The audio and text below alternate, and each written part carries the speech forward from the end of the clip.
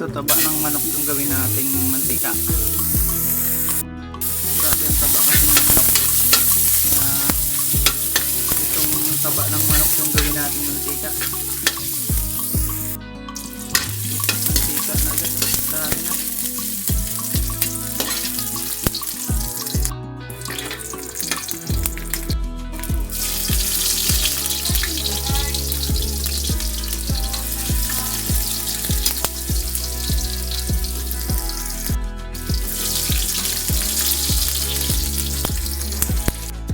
Luya.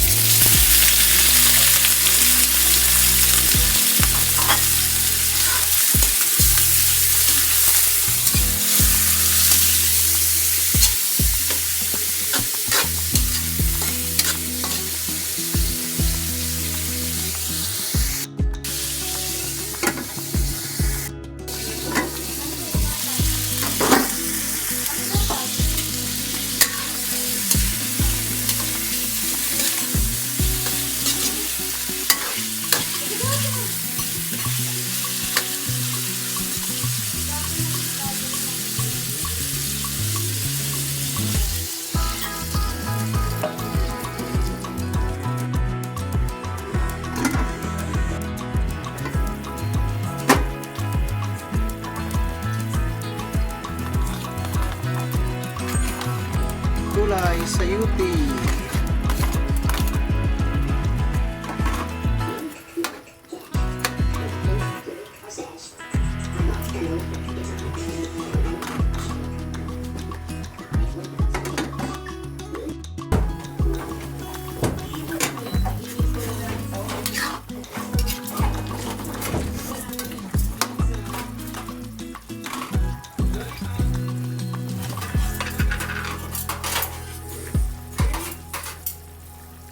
Asin, optional lang tayo. Asin lang ilagay natin. Hindi na tayo maglagay ng ibang ingredients para malasahan natin yung lasa ng gulay at manok. Na tayo maglagay. Sa inyo kung maglagay kayo ng Knorr cubes or magic sarap o ano ba, Ajinomoto. Dito sa akin, sa gagawin ko, asin lang ilalagay ko. Lagay tayo ng sili mga lods. Nakakalibod, masarap sana to kung may tanglad. Kaya shout out sa mga may tanim dyan sa paligid na mga gulay-gulay. Hindi mo na kailangan na bumili dito sa amin. Napakahirap magtanim. Hindi lahat bili dahil wala nang mataniman na bating luti. Ito ilagay ko malunggay. Masarap din kutak kung dahon ng sili yung ilalagay natin. Masarap. Ito sa dito malunggay nilagay ko kasi ito yung available.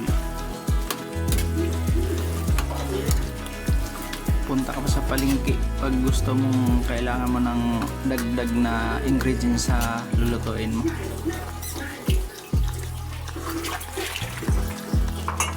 So dito mga lods, minutes lang kasi itong malunggay maluto. Mas masarap yung medyo hot cook lang. So pwede na to mga kalibod, goods na to. Thank you for watching. More follow mga lods.